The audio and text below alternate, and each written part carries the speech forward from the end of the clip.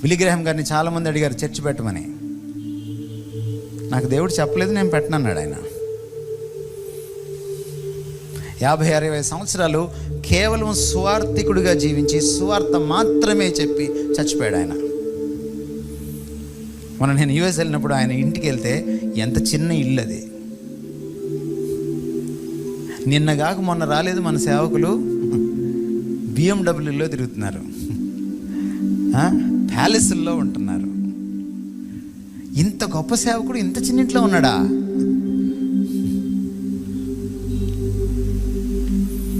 ఆయన లివింగ్ రూమ్లో మనం 2 అడుగులు వేస్తే వంటగది వస్తుంది.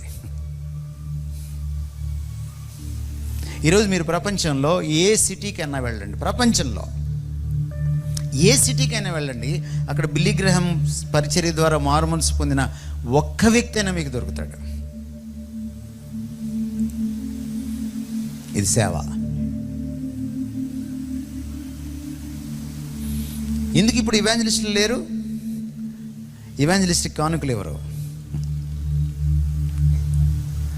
ఎందుకు ఇప్పుడు దేశ సంచారం చేస్తూ ప్రసంగాలు చేసే ప్రీచర్లు లేరు? వాళ్ళకి కానుకలు ఎవరు?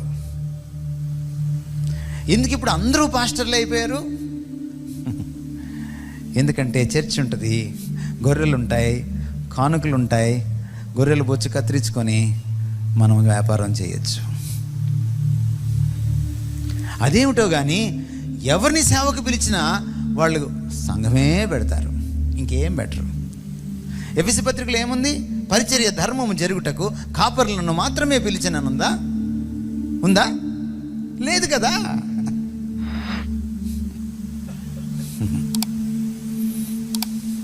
సంఘాలన్నీ ఇలాగే ఉన్నాయి నేను చెప్పట్లా, కానీ 100కి 80 సంఘాలు ఇలాగే ఉన్నాయి. ఇది వాస్తవం.